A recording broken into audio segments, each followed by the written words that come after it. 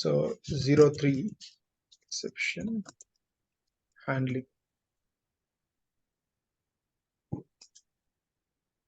So exception handling, we have seen different kinds of exceptions which are coming.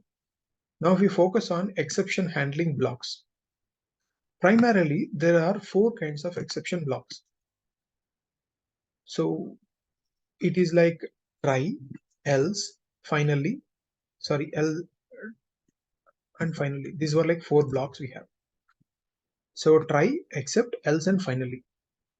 And whenever there is a flow, there are 2 types of flows. I will tell you shortly.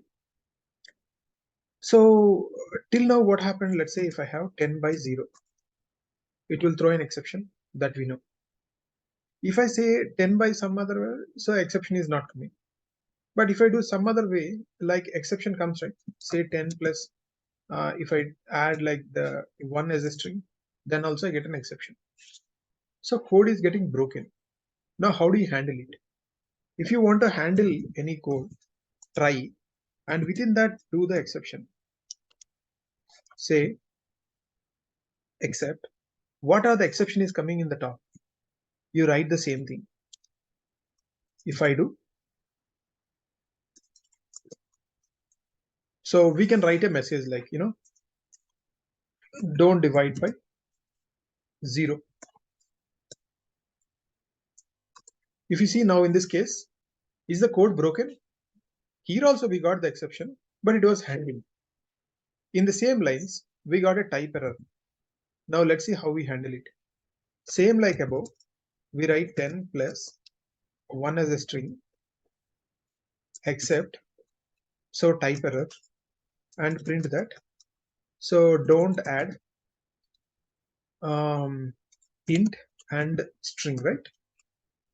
Types. So if I do right now, so did you understand what's happening? This is called as a try block and except block. Whatever the code that we have, so which will cause the issues, we write in the try block and we handle it. Okay, now do you think like every time exceptions will happen? Not every time. So if I take the same above things, let's say about 2 only, instead of like 10, if I say some by 10, so did you get any error? Means not every time try block will result in exception. There is a fair chance that if there is a problem, it's gonna create an issue. Similarly, if I do like here int of this one, do you think that it will throw an error? No, it is computing fine, right? That's why it didn't go to the else block. So this block. So not every time exception will happen. Only when exception happen, you want to do something. In these 2 cases, we want to do something better. So I can write one more block saying that, hey, so no exception happened. Okay. In the same lines here also, no exception happened, right? So like this, you can write try except else block. You see, in Python is a very interesting language where you have see that no exception, all good. You have seen else for like if condition, else for loop, else for while loop, else for even these try blocks also. Means what are the code block that you wrote in the try block, can or may not result in an exception. If it results in an exception, it will go to the else, except, sorry. If it is not resulting in any exception, it will go to the else. Now you see in both the cases, as they didn't throw any error, it happened. Now let me add one more thing to it. Okay. In these 2 blocks, maybe let me take only one among them for us to understand. There is one more block called as finally. Finally block. If I see right now, see now I will tell 2 cases. In the first case, everything is good. So no exception. First it has gone to the try block. Step 1. As there is no issue, it has gone to the else block. Step 2.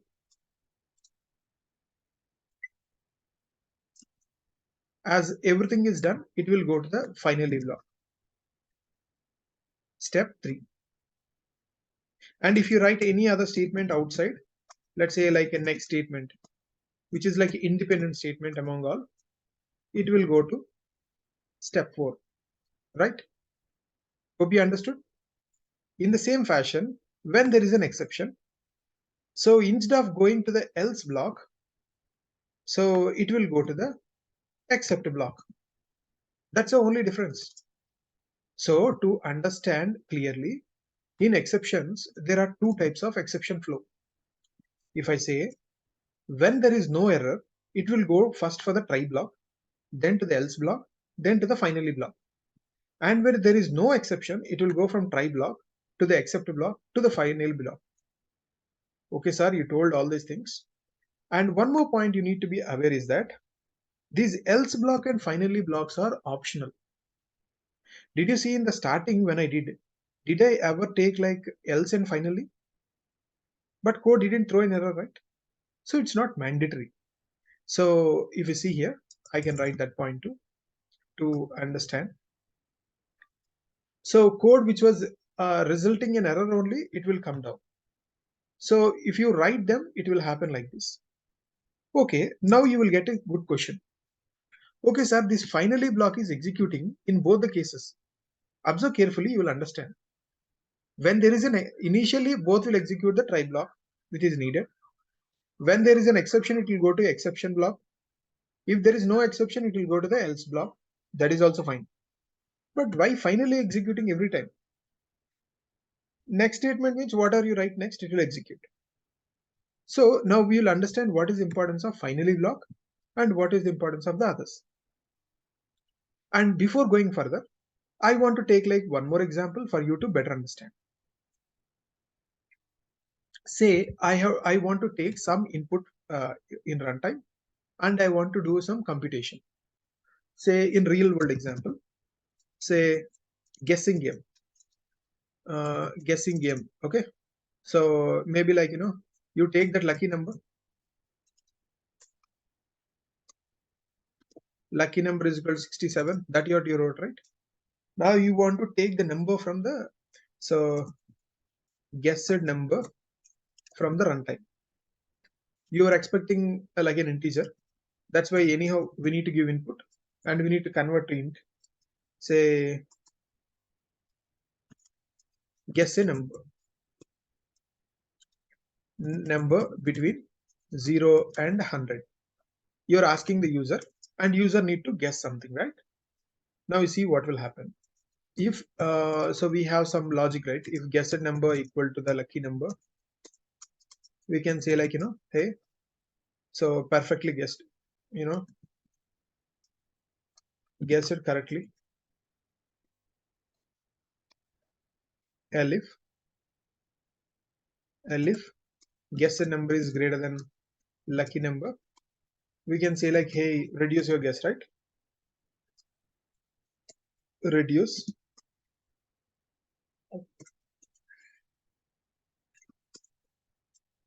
else in other cases, right? Means only one is there, so increase.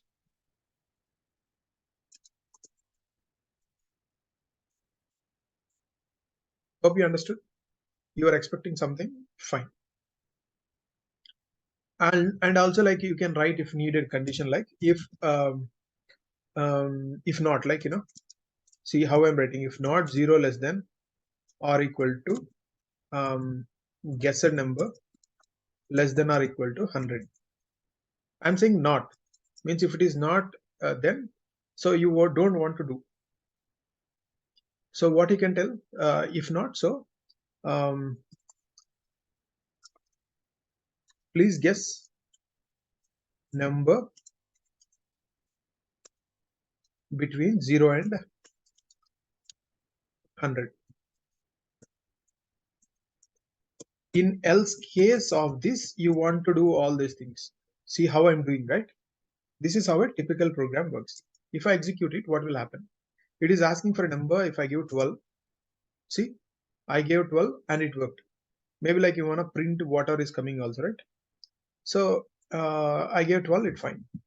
Now let me take the same example.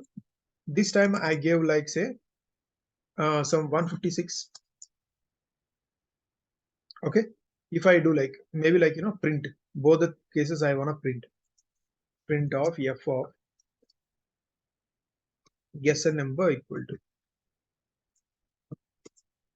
So initially I did like some 56. It worked fine. And similarly, I want to take one more example here. This time I want to make like 89. That is also fine. It is saying to reduce your guess.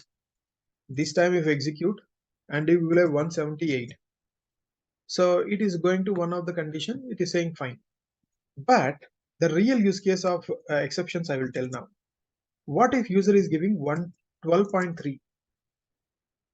Did you see what happened? The code was broken, right? When you give 12.3, because int built-in function cannot process a floating point value.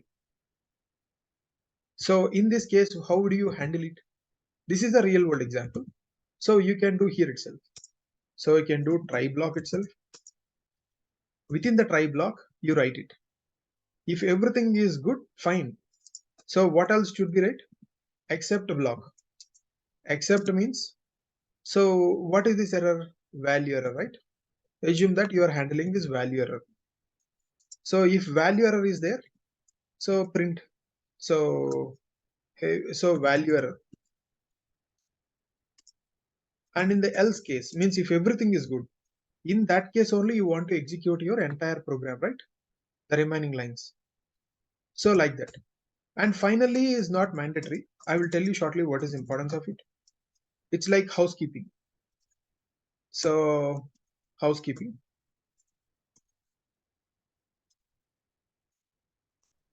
and cleanup. So it's like this. Okay, see now what will happen? If I give the same 12.3 again, did you see what happened? The code didn't execute. So it said like, value error. If it just says like a value error, what you will learn? But still your code was not broken, you can understand it. This is where you need to understand. Every time when an error came, that's where you are understanding what is an error. But do you want to print it? Because there can be, for the same exception, there can be different messages, right? If you want the exception message, so instead we can do in a different way. So I am just taking the same thing in another line such that you can understand and rewrite. If you want the exception message, so exception message, if you want this is, so you can instead of printing that, exception message is, and you can write like a exception message. Now if I execute again, if I give the same 12.3, did you see you got exception message is something? Now here itself you will understand something very interesting. When you just add an exception message, there are 2 or 3 things you can do. In fact, this is also one kind of an object. So here I will tell you shortly what will happen. So hope you remember I told there are 2 types of things called as str and repr. You remember? So within the f strings, if I say str of exception message, and in this next line I want to print f of, so repr of exception message.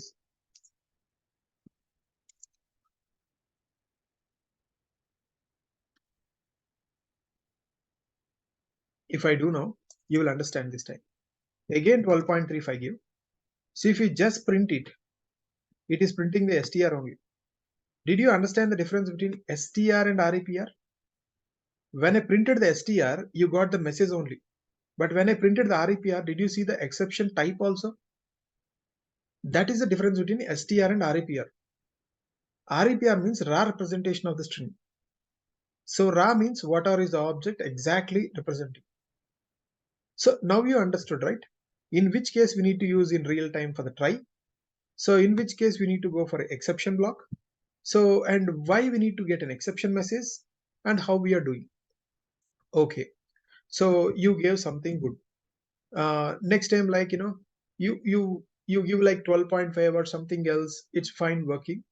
But like if you want to generally handle like multiple exceptions, that's where we need to go for some other things also. So let me take one more example this time. One more real-time use case, maybe like, addition. Addition is like one more example I want to take. This time, like, I want to take two numbers, I want to do the addition, I want to handle it. So, right, so without exception handling, if something is wrong, it will throw in error. So if I say like number 1 is equal to 100, so number 2 is equal to some 200. And if I say, result is equal to number 1 plus number 2, I want to print the result. Result equal to, okay. If I execute, it is working perfect. What if I take the same example and I do something slightly different? So instead of that, say, if I do like 0 also it works, or if I give the same thing in quotes, that's where it throws an error called as type error, and you want to handle it. So you are doing manually, right? Why you will have this issue? Because whenever you're doing in runtime, this will happen. So for us to understand better, try block I gave. So these two lines, I thought issue will come. So I write like an exception. So what is the error called as type error? Type error. So as we need to use. So exception message I want to write and print like exception message. If you are just interested in like understanding what is this exception, so we can write like so f of or like just repr of exception message and I close it. So if everything is good, then I in the else case I write it.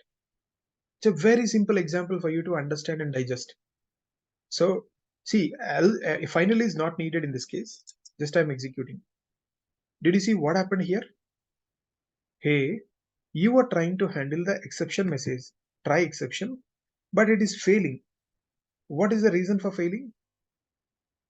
So the issue is not here, but the issue is at which line? So line 9, right? This is the line where exception happened. Means we should be careful. It's not that every time what are you placed in the try block only will get exception. So you should be careful about which is throwing an exception and place all of them out inside. So okay, these three gonna be, so place it, now execute. Now did you understand? So it's not mandatory that every time only try block will be checked. Exception can occur anytime, but if you are having a doubt, which are the lines you place within the try block? Hope it's clear right now. Now, fine. This is clear. I wrote it fine. So what if I wrote now a small change? Instead of, like this, I wrote in this quotes, number 2.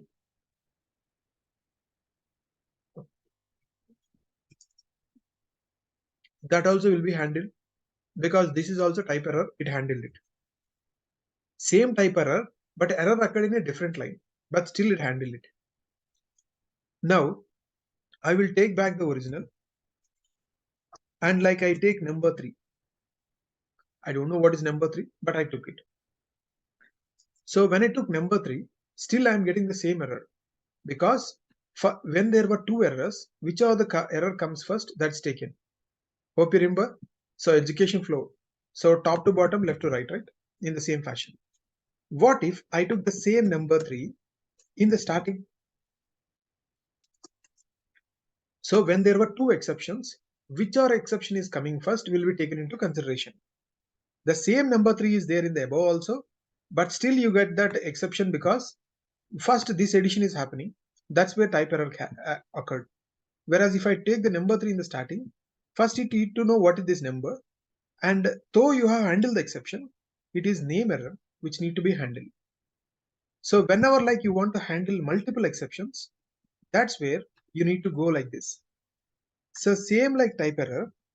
So if you handle like one more exception, so that is like name error as exception message, you can print it. See, you want to handle both the exceptions. Now if you execute, so this is not handled like this. It is handled by the second one, name error.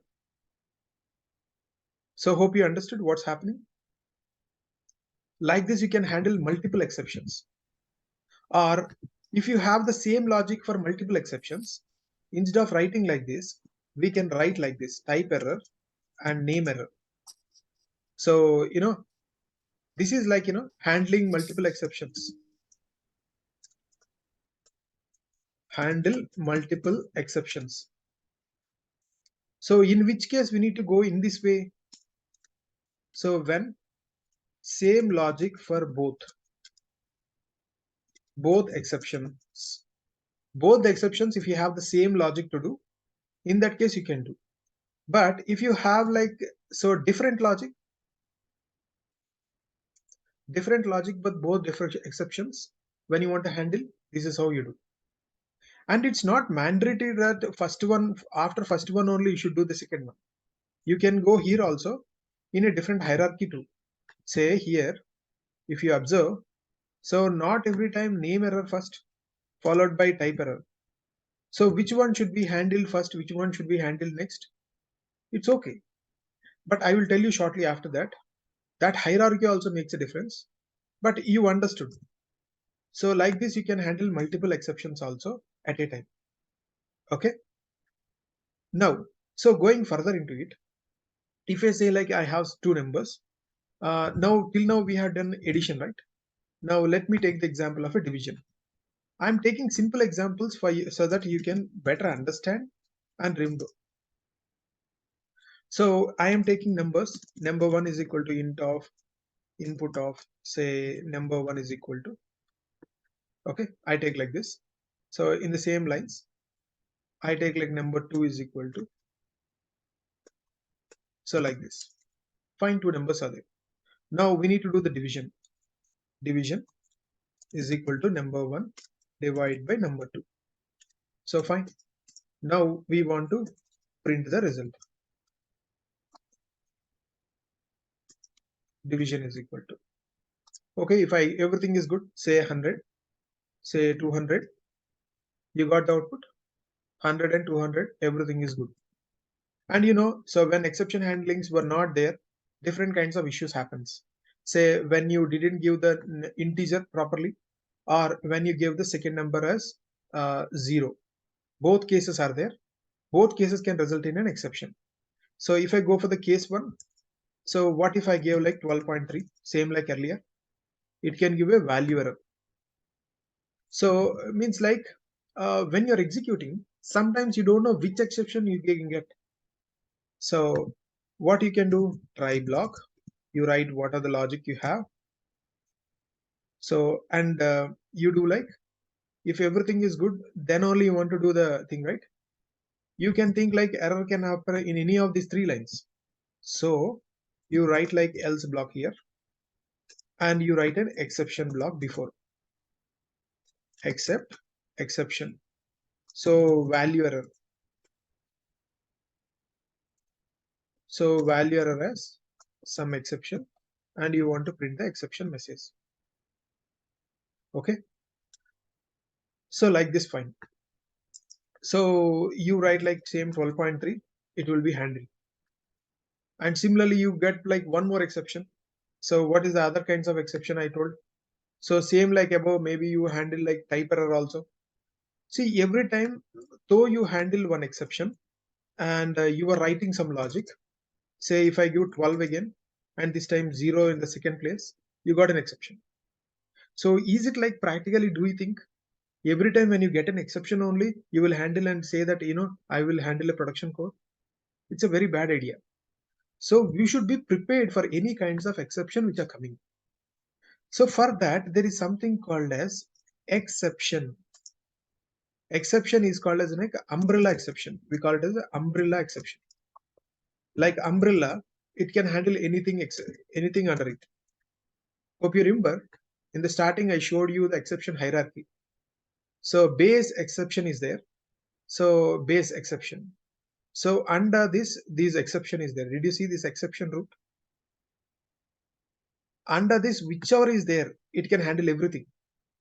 except generator and other things. It can handle anything below it, handle here. So now you see here, earlier you got a type error, then you got a zero division error. Now you see what will happen. You can execute like, first one is 12.3 I gave. Did you see? It handled perfectly. So not only this case, if I handle the same thing again, say first one 12, second one 0. Did you see what happened? It handled both the things. So maybe like I can give a REPR for you to better understand REPR of this thing. So 12.3, it handled value error.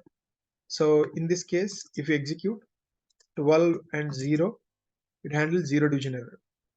Means if you handle with exception, it can handle any number of any type of things. But do you really want to handle like exception? First of all, why you want to handle? If someone is throwing an error and if you want to just catch, is it that? Or you have some remedy also?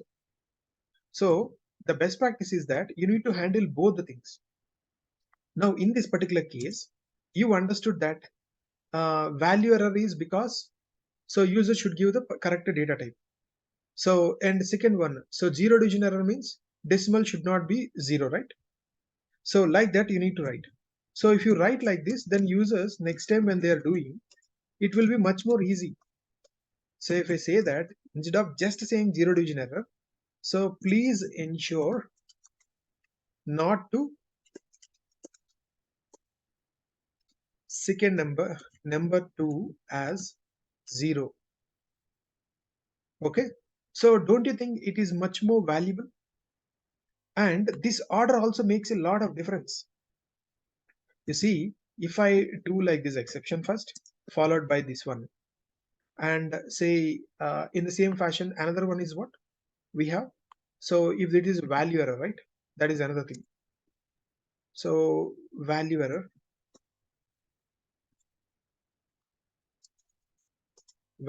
as exception. So when value error is happening, so please ensure number 1 and number 2 were integers. Okay, if I execute right now, you can notice that if I give like 12.3, did you get it? So did you see? So it's not handling. Now you need to understand the exception hierarchy. Means the same thing I did in multiple things, but just I will change the order. Did you see this exception, like umbrella exception? If I remove that and place it down, did you understand these were like, light color? Just saying that these blocks will never be reached, because if how it exceptions works, it means it will go to the first block. If first block can handle, it will go there itself. If not, it will go to the second block. If not, it will go to the next block, like that. As here everything can be handled by the exception, umbrella exception, it will never go down. Now as I placed these two up and the other one next, did you see now?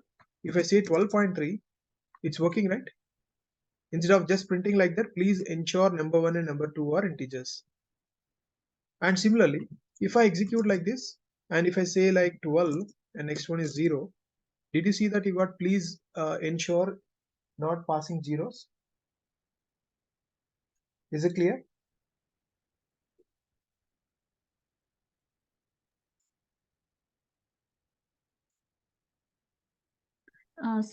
Basically, hi Uday. Yeah.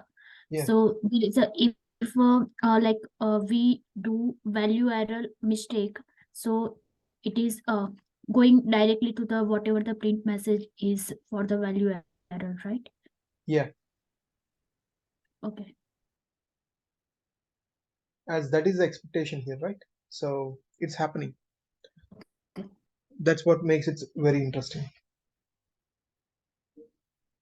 Possibility that what if we go with the hybrid SaaS concept, right? There is additional governance process that we.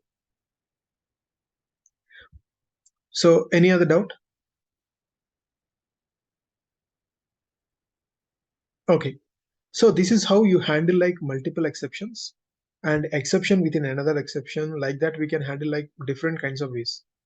So going further, if I say not only these exceptions, if I go like, let me take one more kind of thing, like a type zero keyboard interrupt. So like this multiple kinds of exceptions. In this order, if you see, when you get an exception, so eval is another built-in function just to evaluate whatever you get. And if you pass like keyboard interrupt, then like so zero division or so and so, and these kinds of exceptions. Generally, when you need to go for except block, when you have an unhandled exception, means even though you have done all these things, still you got something new, you should be ready for that. So this is a perfect example of real world. So if I say like 12.3, I got evaluated, everything is good. So and if I say like same execution, if I do again, and if I say control C or keyboard interrupt, so keyboard interrupt is control Z. So generally if I go with in interactive mode, it will be better. Or like if you do in a for loop and do, so then you will see that. In this case for keyboard interrupt, this is a message. For like zero division errors and all these three, you have a single message.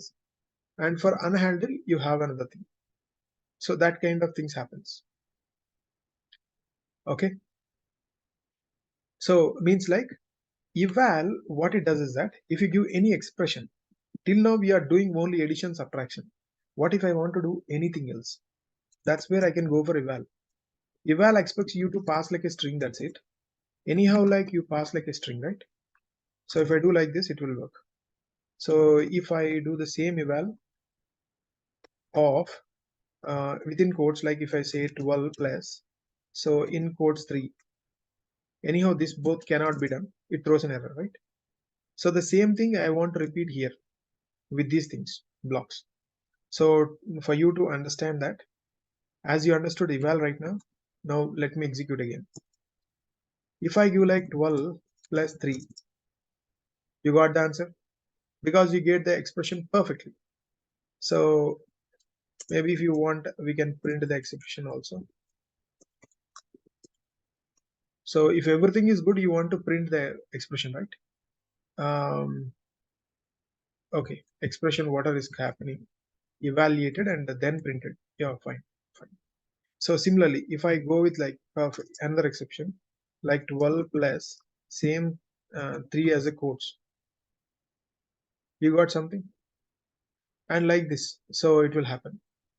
So eval is one more built-in function for you to understand.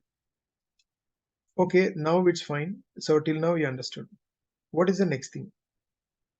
There is one more thing that you can do.